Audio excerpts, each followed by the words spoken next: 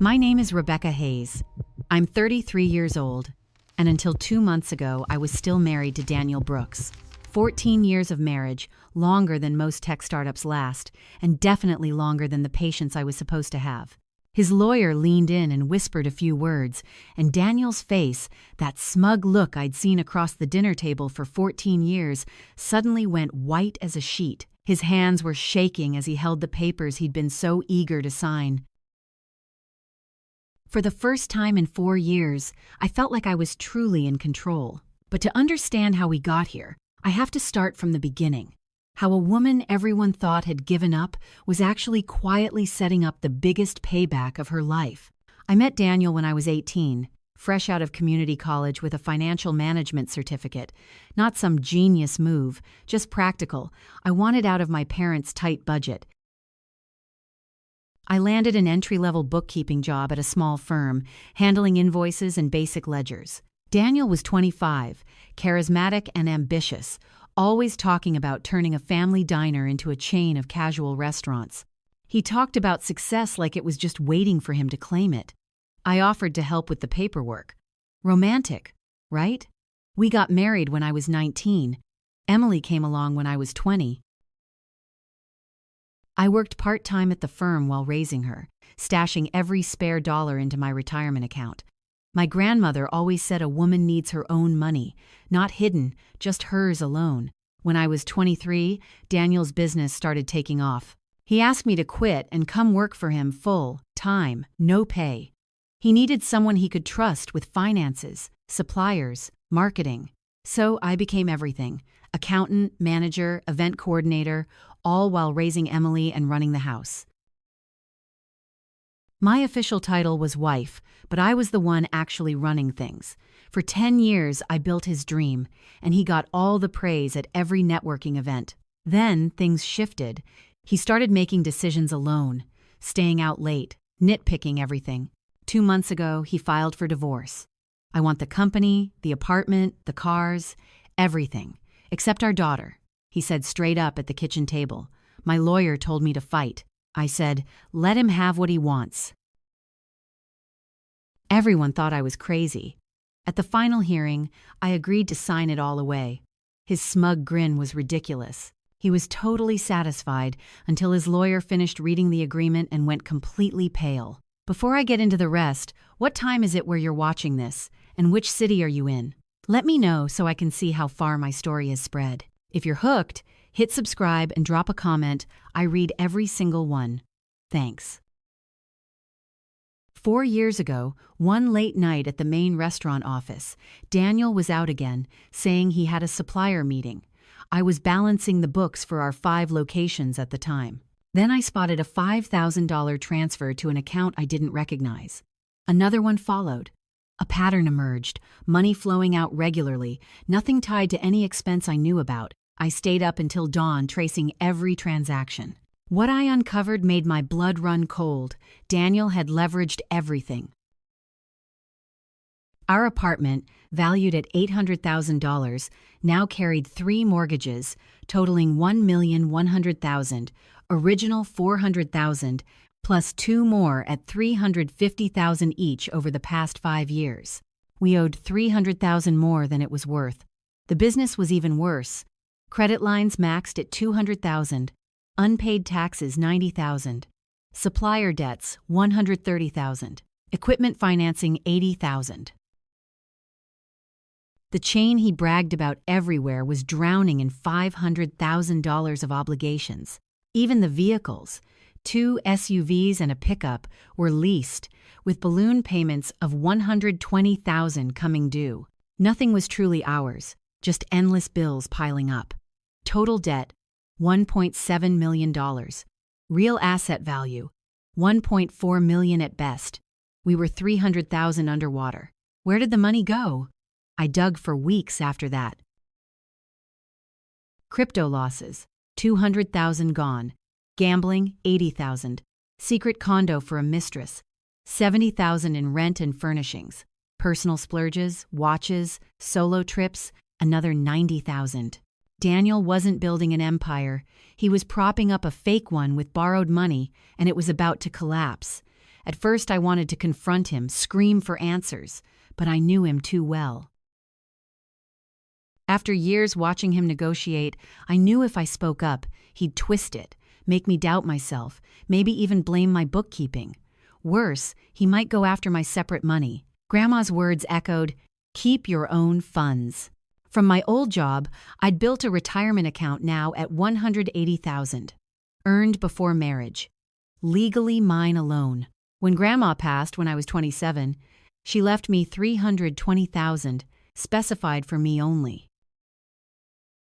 I'd kept it separate for 6 years, never mixing it with business, $500,000 safe, so I stayed quiet and started planning.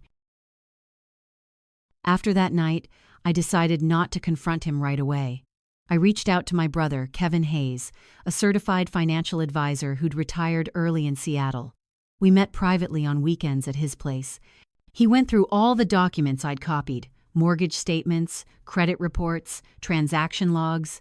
"This is bad, but we can protect you," he said. Together, we set up an irrevocable trust just for Emily. My retirement rollover and inheritance went straight in, total $500,000. The trust named Emily sole beneficiary for college, housing, emergencies. My name wasn't on it as owner. Daniel's definitely wasn't. Untouchable in divorce under state law, Kevin handled all the paperwork, making sure no link to marital assets. Next came gathering proof.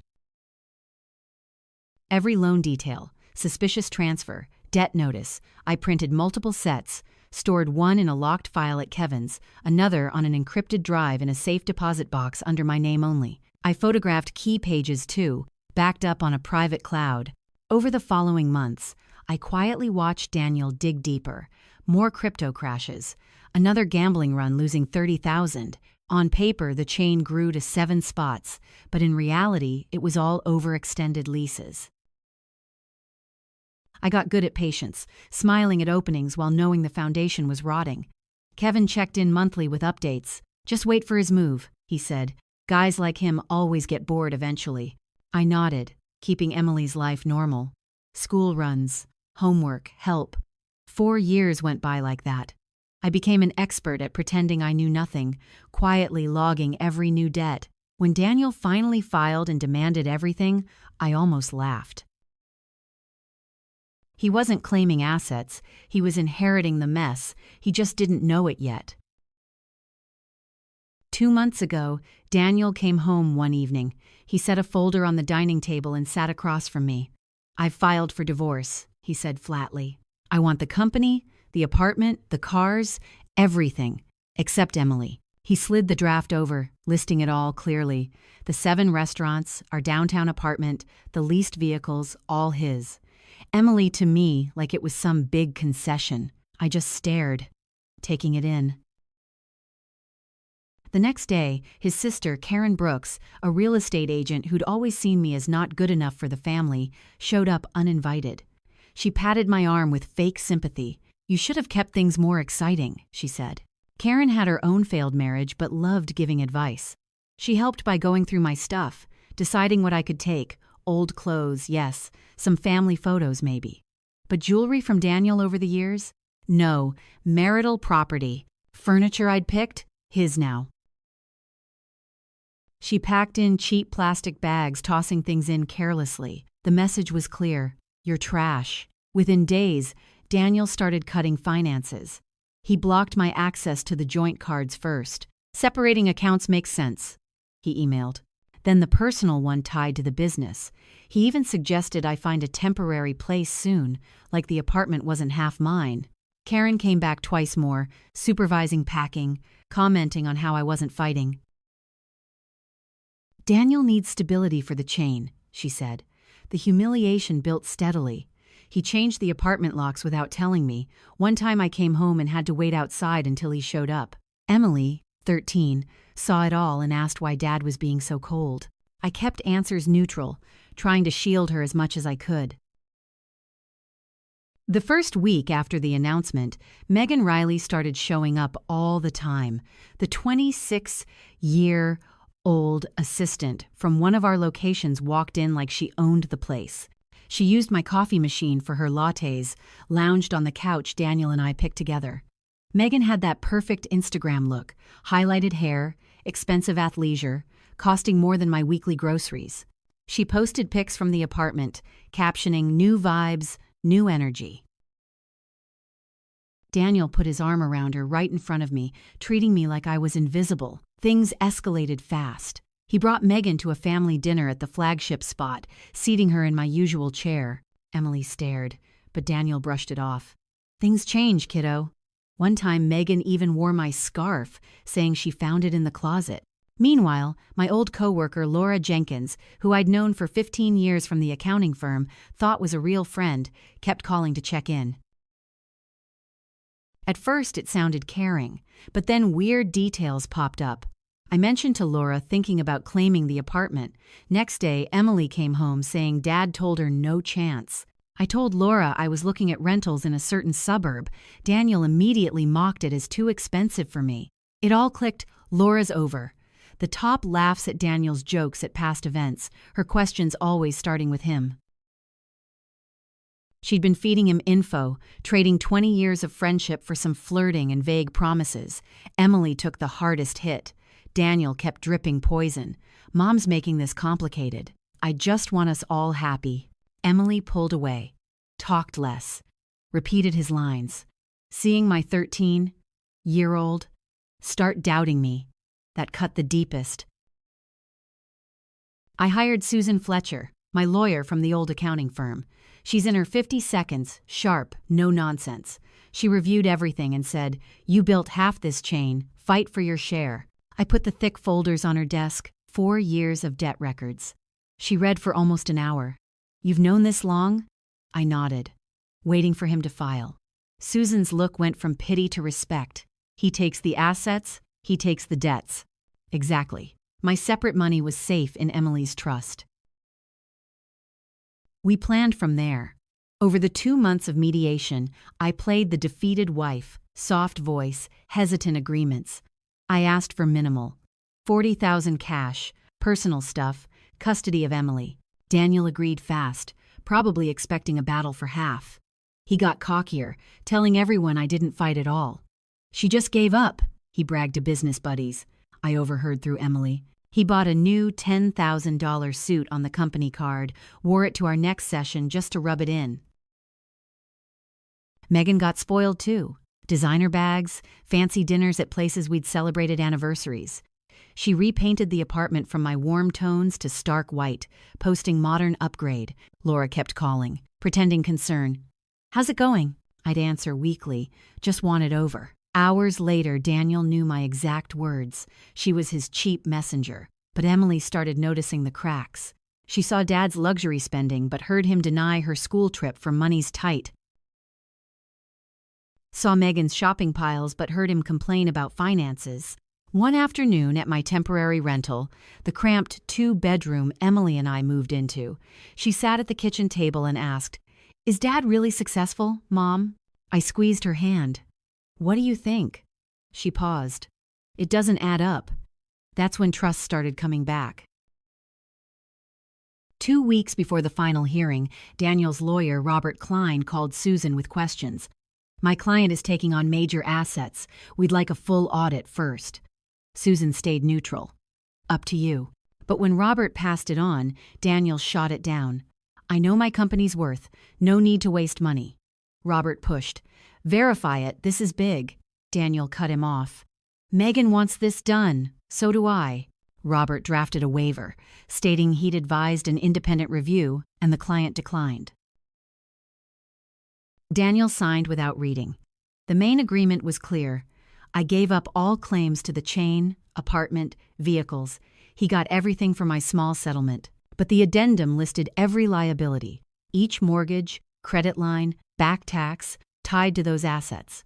Signing made him personally responsible for $1.7 million in debt. The night before court, Susan called, 9 a.m. "Tomorrow, Judge Margaret Lowe." "Ready?" I looked around the rental. Boxes still stacked. Simple setup. Ready for 4 years. That evening, Daniel texted, "Thanks for not making it ugly." I replied short, "Best for Emily." Her trust was locked tight. His lesson was about to start. Morning of the hearing, courtroom 3C. Daniel showed up early in his new suit, shaking Robert's hand confidently. Megan waited in the hall, scrolling her phone. Karen sat in the gallery, nodding approval at her brother. I walked in wearing a simple dress, looking worn on purpose. Judge Margaret Lowe, late 52nds, sharp eyes from decades on the family bench, called the session to order. Brooks versus Hayes. Agreement reached? Robert stood. Yes, Your Honor. Mr. Brooks assumes all assets, restaurant chain, residence, vehicles. Susan confirmed. Mrs. Hayes accepts $40,000 and relinquishes claims. The judge studied me. You're sure about giving up substantial property? I answered softly. Yes, Your Honor. He gets exactly what he asked for. Papers were passed for signatures. Daniel signed fast, barely looking. I signed deliberately. Robert reviewed last, hit the addendum. His face went pale. He whispered urgently, You're taking on all the debt. Daniel finally read, color draining. Apartment, $1,100,000 owed. Business, $500,000 liabilities. Vehicles, $120,000. Total $1.7 million. Net negative $300,000. He jumped up. This isn't right. She hit it. The judge snapped. Sit down, Mr. Brooks. Robert produced the waiver. I advised an audit. You refused. Signed here. Judge Lowe glanced. You waived verification voluntarily. Agreement stands. Gavel down. Marriage dissolved. Daniel turned to me, voice cracking. You knew. I met his eyes. I kept your books for 10 years. Of course I knew. He slumped as I walked out. In the hall, Megan overheard his outburst at the lawyer and bolted, heels clicking fast. 3 months later, it all crashed. Daniel filed Chapter 7. Assets liquidated. Chain shut down after supplier lawsuits. Apartment foreclosed. He begged family for loans, blaming me for hiding debt, but every document had his signature. Megan packed and left overnight. Karen called Emily, begging, Tell your mom I didn't know. I'm sorry. Emily said, Mom's busy rebuilding our life. No time for excuses. Laura tried me twice, voice shaking. I didn't think it was this bad. I hung up and blocked her. Emily got it all now, reading court papers and watching the fallout. One evening in our rental, she said, You protected us for 4 years. We hugged tight. My $40,000 settlement covered starting over. The trust stayed untouched for Emily's future. I launched a financial consulting side gig, helping women post-divorce. My first client, a 48-year-old ending 25 years, asked how to rebuild. I told her, one step at a time, but first secure your own foundation no one can touch. Grandma was right. Women need independent money for real freedom. Patience brings clarity. And true family is who sticks around when everything falls apart.